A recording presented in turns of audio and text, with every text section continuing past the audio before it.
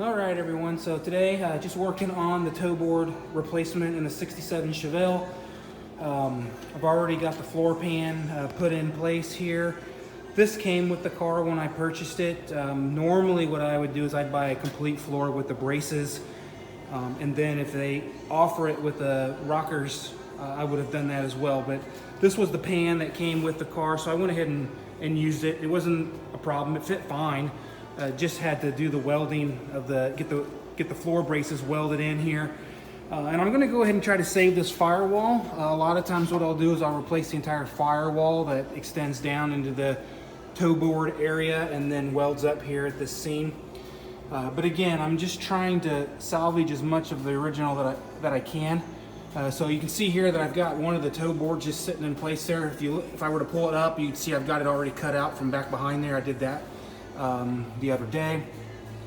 Pretty happy with the replacement pans here. So far they fit pretty good. I mean, we'll know more once I get them cut to size and get them in there, but all of the stampings are lining up with the original. They came with the car. Here's the driver's side sitting there. They came with the car, and they weren't marked, so I don't know what brand they are. So anyway, I'm gonna try to save as much as the original as possible. So I previously had done a lot of sandblasting up into the firewall and the dash cowl areas. So again, I'm gonna try to save as much of the original metal as I can. I've already put a couple of marks in here, kind of where I want to do my cutting. And then of course you can see where I didn't bother even sandblasting down below here. So the goal really today is I'm gonna get this cut out. I've already got the passenger side cut out. And I've got to do some final sizing of the patch panel, of course. But today I'm just gonna work on getting this cut out. Be sure to take any measurements that you think you're gonna need and save the metal so that you can use it as a point of reference. Like for example, down here, these studs where the gas pedal mounts, you might wanna keep track of those. I might actually put a little bit different type of gas pedal in here, a little bit newer style, so that I don't have to use those nipples there, those bolts. But we'll see. We'll see how things go. I'm still gonna save it. But really what I wanna do here is I wanna get this cut out. I wanna get this torque box back behind this firewall, it's toe board.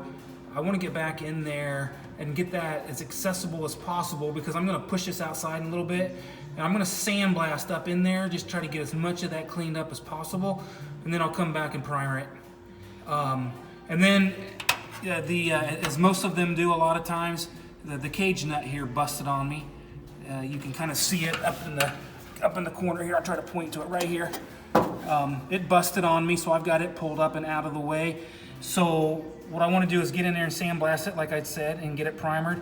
And then I'm going to put new cage nuts in. I'm going to get those welded in there.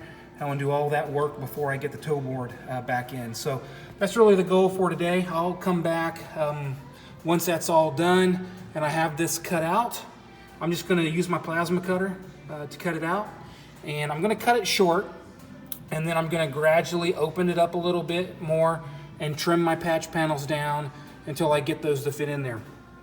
Down in this area, I think what I'm going to do is I'm just going to do like factory. I'm going to basically do a lap here. I'm going to overlap the panels and do a lap weld. I may come in here and flange a lot of this area here too, and then set the patch in there, or I may butt weld it. I haven't decided yet, but we'll get to that later. So anyway, stay tuned, and we'll come back and provide an update on how this patchwork is progressing. So just working on the toe boards here today on the '67 Chevelle. Yesterday I got a lot of this all cut out of here. Basically got most of the rusted out areas cut out of the toe boards on the car. I have left a little bit of material so that I can get a little bit more exact on the cutting and how much I need to remove when I put the new toe boards in. So yesterday I sandblasted the torque boxes. You can see here on both sides I got those sandblasted. And I may have mentioned this before, but on these types of areas I like to use a rust preventative coating. A lot of guys use the POR 15. I'm a big fan of the Zero Rust. Not a fan of the POR 15. I've used that on a couple of other projects, and within a year or two, they're already starting to rust again. So maybe it's user error, but at any rate, the Zero Rust product is really amazing and very user friendly. So I also got my cages welded in. Those were all rotted out. So I've welded in the cages, the body bushings are in, the bolts are in, everything lined up, and then I basically welded the cage where it needed to be. So I've done that on both sides, and then I just came back and hit the fresh welds with the Zero Rust coating. So just to give you a little bit of an idea of, I had marked this. Don't pay any attention to that black line there. That was just an extra line. But I did mark it, and then I just cut across here with my plasma cutter. And then I saved the piece that I cut out. There wasn't much of it because these floor pans were pretty rotted out.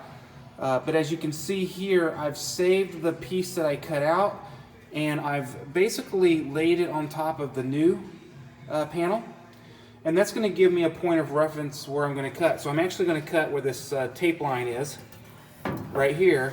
And I'm going to cut about a ½ inch longer than the patch that I cut out. So that's going to enable me just to basically get that new patch panel cut down to size, and it'll be a little bit easier to try in here and test fit as we go. So I'm just going to keep working on this. But yeah, remember, if you're cutting these floorboards out, make sure that you save as much as you can. Over here I've got the passenger side pieces that I'd cut out. I won't use the little pieces, of course, but this bigger piece, what I'll do is I'll actually lay it down on the new patch, just like I've done here on the driver's side, and then I'll get it cut down to size, and then we're going to go in there, and I'm either going to flange weld it or I'm going to go ahead and butt weld it. I mean, certainly down here in this factory seam, that'll be basically I should have said lap weld, but that'll be a lap weld. And then I've got to figure out whether or not I'm going to flange some of these areas here and then lap weld, or if I'm just going to butt weld all the way through there. So I'll worry about that when I get the panel cut to size. Still working on the toe boards here on the car. I've already got the driver's side in, as you can see over there. I've done a little bit of metal finishing on that weld seam. Don't get too carried away on that for a couple of reasons. One is it's going to be hidden by your sound deadener or your jute backing, and then your carpet when you put the interior back in the car.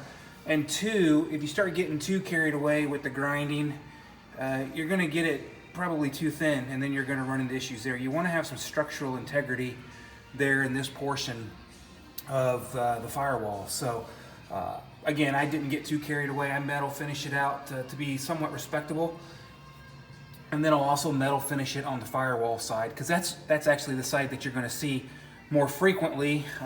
It's going to be harder to see, but you're more likely to see the firewall side of things than you will this side, again because of the interior. So here on the passenger side, I've got the hole cut. I think I've shown this hole already. I've cut it a little bit larger than the last time, and I've got my toe board here all ready to go. So I've got it all prepped and cut the size. And what I've done is I thought about maybe flanging this in here, but I'm going to go ahead and butt weld it in place. That's what I did there on the driver's side.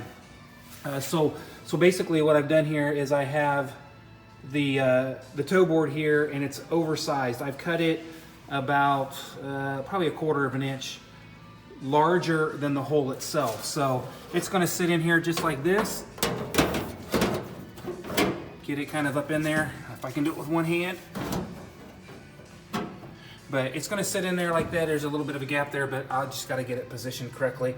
I'll also, right now I just have it sitting on top, but I'll actually tuck this flange here. I'll tuck it under the floor pan and get it all welded in. So the way that I do these butt welds, I don't know if I've shown this before, but I'm just going to take my air saw and I'm going to get in here,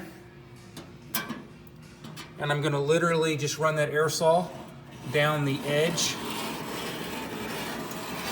of that pan. And as I do that, I'll be peeling away the extra piece that I cut away, which will be the original area here. I'll just kind of peel it away from the other side, push the two panels together, and then I'll just weld that little gap shut. It'll basically be the thickness of the saw blade, and that's how I'm going to butt weld that all the way through. So that's why I made sure to cut this panel a little bit larger so that it basically overlapped the original metal, so that gave me enough metal to cut away and peel back. So that's the way that I'm going to do that. The only place I can't do that is back behind here where the brace is, and as you can see, I've already cut it. And then we'll just butt weld that. The nice thing is that the brace is behind it, so it's going to actually close the gap and give me some good rigidity when I weld. So going to wait just a little bit longer for this weld through primer to cure, probably another 15-20 minutes, and then I'm going to tuck everything in, and we're going to get started welding this pan in and get this done.